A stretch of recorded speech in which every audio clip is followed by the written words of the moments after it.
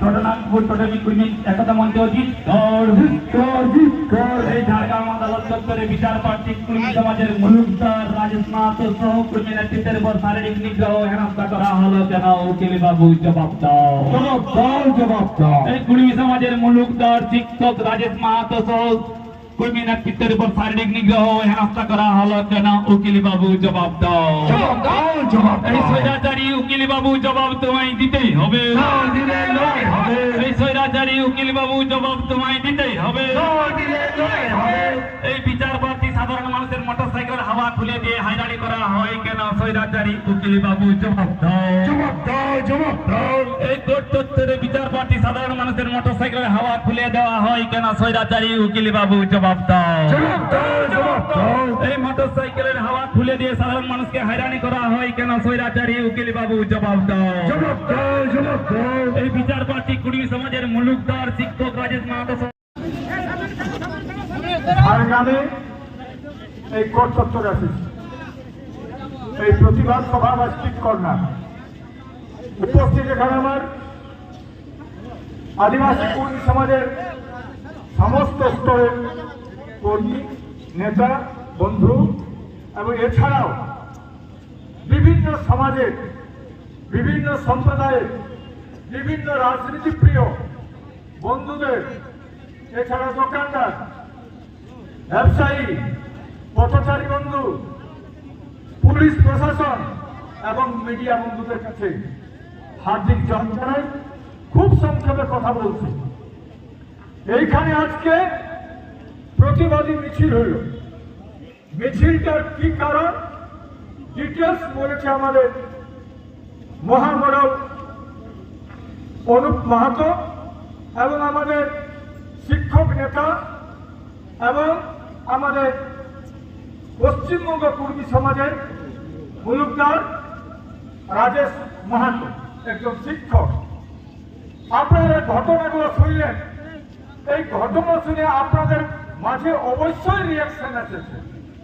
এটা কতটা সত্য, কতটা মিথ্যা, অবশ্যই আপনাদের বোঝা উচিত কতটা সত্য আর মিথ্যা। আপনারা প্রমাণ করছেন এখানে একটা লোকের উপর টাটকায় যদি কোনো হেনস্থা হয় আর দুনিয়ার লোককে জায়গায় নিয়ে এখানে গাল দিবেন, এটা হতে পারে না। তবে এখানে আমার বলার দরকার, আমি বলব যারা উকিল বাবুরা, যারা উকিল, তারা অবশ্যই পড়াশোনা করেছে। আমাদের সবাই পড়াশোনা করে নাই, পড়াশোনা করে ল পাস করেছে। ল পাস করে তাদের লাইসেন্স নিতে হয়, লাইসেন্স নিয়ে তাদের কোর্ট চত্বরে বসতে হয় এবং তাদের একমাত্র মূলাধার হচ্ছে মক্কেল। যেমন ডাক্তার যদি নার্সিং হোম করে আর যদি সেই হাসপাতালে যদি বা নার্সিং হোমে যদি রোগী না যায় তো ডাক্তারটার কি অবস্থা হবে, তেমনি কোনো লয়ার কোর্টে যদি বসে থাকে আর তার কাছে যদি কোনো মক্কেল না যায় তা সে কি করবে? তাকে মাছি ঢুকতে হবে। তা আজকে বোঝা দরকার তোমার যে মক্কেল, তোমার ব্যক্তিগত মক্কেল না হোক, তো উকিলদের একটা ঈর্ষা থাকে। কিরকম? পাশেই বসে আছে, পাশেই বসে আছে, একটা লয়ার পাশে 10টা মক্কেল গেল আর এই উকিলটার পাশে কোনো যদি মক্কেল না যায় ওর মনটা কিন্তু খারাপ লাগে আর ওই উকিলটার দিকে ওর কিন্তু দৃষ্টিটা অন্যভাবে যায়। এইখানে বলার আছে, আরে তোমাকে পড়াশোনা করতে হবে, স্টাডি করতে হবে, জানতে হবে এবং তোমার বিচক্ষণতার একান্ত দরকার আছে। তবে কম্পিটিশন ছাড়া ওগুলাটি চলে না। তুমি তোমার কাছে ওই মক্কেলটাই চাই নাই, কারোর কাছে তো যাই। যে তোমার কাছে আসছিল আজ আমরা জানি এখানে 11 জন লোক আমাদের অ্যারেস্ট হয়েছিল, মিথ্যা কেসে গ্রেফতার হয়েছিল। আর আমরা এটা পুরো ঝাড়গ্রামের লোকে জানে তখন এরা অ্যারেস্ট ছিল। আদিবাসী কুর্মী সমাজ ডাক দিয়েছিল, চলো ঝাড়গ্রাম, চলো ঝাড়গ্রাম। সেদিন হাজার হাজার মানুষ, লক্ষ লক্ষ মানুষ সেদিন ঝাড়গ্রামে আসেছিল প্রতিবাদ জানাতে। আজকেও এসেছি প্রতিবাদ করতে। এই প্রতিবাদের আওয়াজ যদি ওদের কর্ণকুহরে, ওদের কানে যদি না ঢুকে সভায়, আমরা আরো ব্যবস্থা নিব।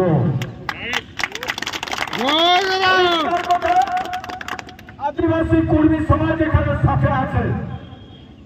আমরা বলেছি, আমরা আপনারা আরো জানবেন, দিলীপ ঘোষ বলেছিল কর্মীদের কাপড় খুলে দিব। ওই দিনটা কিন্তু লালগড়ের ঘটনা ছিল। আর লালগড়ের যে ছেলেটা আটকান ছিল দিলীপ ঘোষের গাড়িটা, ও কিন্তু ছিল প্রিয়রঞ্জন মাহাতো, ঘাঘরগেরা কমিটির প্রিয়রঞ্জন মাহাতো কিন্তু ওইটা করেছিল। আমাদের আদিবাসী কর্মী সমাজের কাউকে কোনো কিছু বলে নাই। আমি কিন্তু মাইকে নিয়েছি, আরে কর্মী জাতের কথা বলবি, দেখা দেখি হবে। ও বলেছিল, আমরা বললাম রেডি থাকিস, কাপড় খুলে যদি নিবি, তোর যদি আছে তোর ঘরে থাকবি, ঘরেই যাবো আমরা। তো আমরা সেদিন আর প্রতিবাদ জানাইছি। আর এইখানে বলে যাচ্ছি আমরা, আদিবাসী কর্মী সমাজ আজকে শুধু নাই, আজকে যার পর হেনস্থা হয়েছিল সেই রাজেশ মাহাতো আমার কাছে আছে, আর আমার ডান দিকে আছে এখানে আমাদের অনুপ মাহাতো, এবং আমরা সমস্ত কর্মীরা আছি। আজকে আমি বলবো, আগামী দিনে এই যে একটা কথা বলা হলো, যদি বাপের বেটা বটিস, সত্যিকারের যদি সত্যকে স্বীকার করতে চায়, পরিষ্কার কথা ক্ষমা চাইবে। আর ক্ষমা যদি না চাই, আগামী দিনে আরো উত্তাল হবে এই ঝাড়গ্রাম। এই ঝাড়গ্রাম উত্তাল হবে না, পুরো উত্তাল হবে তো, পুরো উত্তাল হবে ঝাড়গ্রাম। এইটাকে কেন্দ্র করে, কারণ আমরা লড়াই করছি স্বাভিমানের জন্য, আজ লড়াই করছি জাতিসত্তার জন্য। এই জাতিসত্তার জন্য রেল টাকা, এই জাতিসত্তার জন্য আমরা টর্চ গেছি, এই জাতিসত্তার জন্য কিন্তু আমরা এত লড়াই করছি। আর জাতিসত্তা আজকে যদি ভুল দিতে হয়, জাতিসত্তা যদি পায়ের করে যায়, তাহলে সেখানে কিন্তু আমরা বেছাই থাকবো না।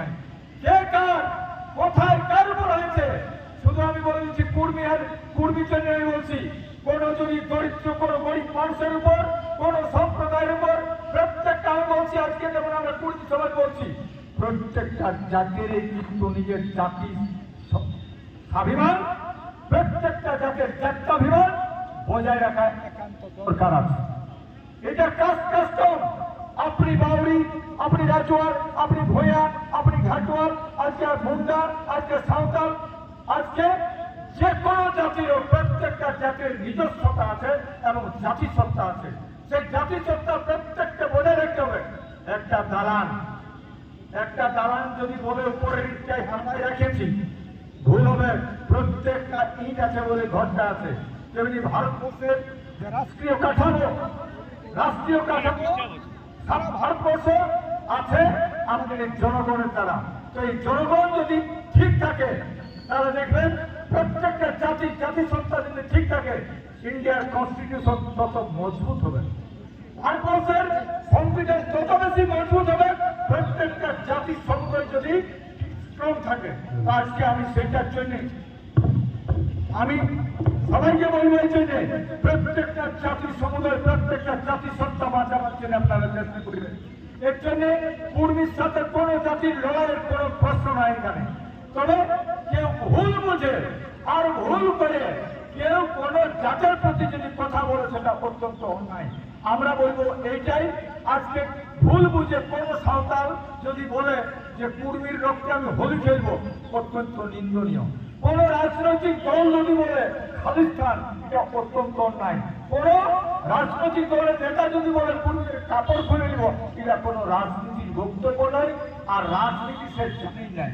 ইন্ডিয়ান কনস্টিটিউশনে শপথ করতে তবে একটা রাজনৈতিক দল তৈরি হয়। প্রত্যেকে জানিয়ে নিবেন, একটা সংস্থা করতে হয়, সোসাইটি রেজিস্ট্রেশন অ্যাক্ট থাকে, সেই অ্যাক্ট অনুযায়ী একটা আগে পড়ে নেবেন। ভারতবর্ষের কোনো অ্যাক্ট কিন্তু সংবিধানের বাইরে নয়। প্রত্যেকটা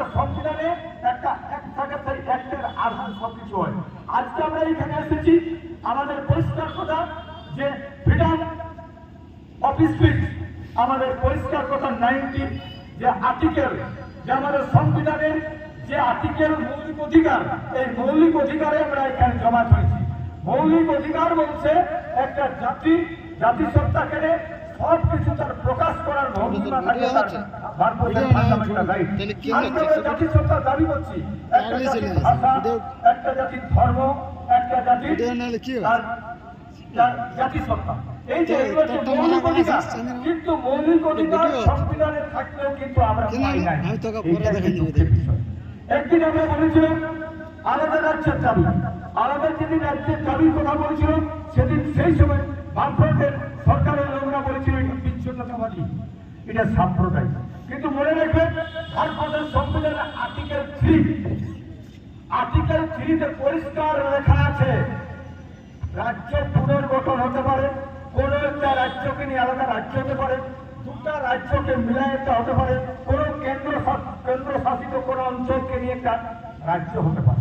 যেমনি ভারতবর্ষে সংবিধানে পরিষ্কার লেখা থাকলেও কিন্তু আমরা আমাদের অধিকার পাই নাই,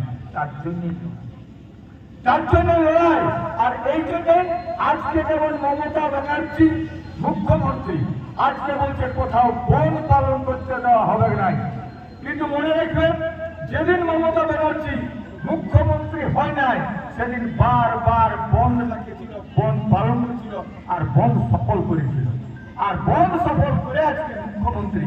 তো আমরা কিন্তু কারো বিরোধিতা করছি না, যারাই ক্ষমতায় থাকুক তার ক্ষমতায় থাকলে তাকে গালিগালাজ খাতে হবে, আর পরিষ্কার কথা তাকে শুনতেই হবে জনগণের আবেদন, জনগণের যে ক্ষোভ, জনগণের যে বিক্ষোভ, সেটা কিন্তু তাকে লিখেই হবে। আজকে আমরা এসেছি এখানে বলছি টোটাল দোষটা যাবে কিন্তু এই সরকার। আজকে যে সরকার আছে সরকারে বলবে কি ওখানে কেন ক্ষুব্ধ হচ্ছে মানুষ, ওখানে বক্তব্য হচ্ছে কেন, আজকে জবাব কিসের কারণ? শান্তি ভঙ্গের আশঙ্কা প্রকাশ করে কখন মানুষের কখন হয়? মানুষের উপর মানুষ যদি তার স্বাধীনতা, মানুষ যদি তার স্বাধীনতার হরণ হয়, মানুষের যদি অধিকারে হস্তক্ষেপ হয়, মানুষের স্বাধীনতার উপর হস্তক্ষেপ হয়, তাহলে কিন্তু মানুষ এখানে ঢুকে দাঁড়ায়। আজকে আমরা কেন বলছি, আজকে কেন বলছি আগামী দিনে এই ঝাড়গ্রাম দরকার হলে যদি এরা আজ উকিল বাবুরা যদি দোষ স্বীকার না করে, উকিল বাবুরা যদি নিজেকে দুঃখ প্রকাশ না করে, তাহলে কিন্তু আগামী দিনে ভয়াবহ হবে। আর এই রোগটা শুধু ঝাড়গ্রাম কোর্টে থাকবে নাই, দরকার হলে পুরুলিয়া তত্ত্ব যাবে, মেদিনীপুর তত্ত্ব যাবে। কেন মনে রাখবেন মাঝ সমুদ্রে নাই, কোন এক ধারে যদি একটা ভিড় মারা হয় চলে, তরঙ্গায়িত হতে হতে কিন্তু সব কিনারগুলো পৌঁছে যায়। তেমনি আমরা বলবো যে আগামী দিনে আদিবাসী কর্মী সমাজ আমরা এবং এখানে আরো বিভিন্ন সংগঠন টোটাল কর্মী একটা মঞ্চে আমরা এই দাবি জানাচ্ছি। আর আগামী দিনে মনে রাখবেন আপনারা শুনছেন যারা আদিবাসী কর্মী সমাজে ডাক দিয়েছে 20 সেপ্টেম্বর রেল টাকা কবে 20 সেপ্টেম্বর এবারে কিন্তু ওই বলা হচ্ছে খেলাশুলি নাই, বহু শুলি হবে, শুধু খেলাশুলি নাই। আমরা বলেছি 100 জায়গায় রেল টাকা হবে, কত পুলিশ আছে দেখাবে কি হবে,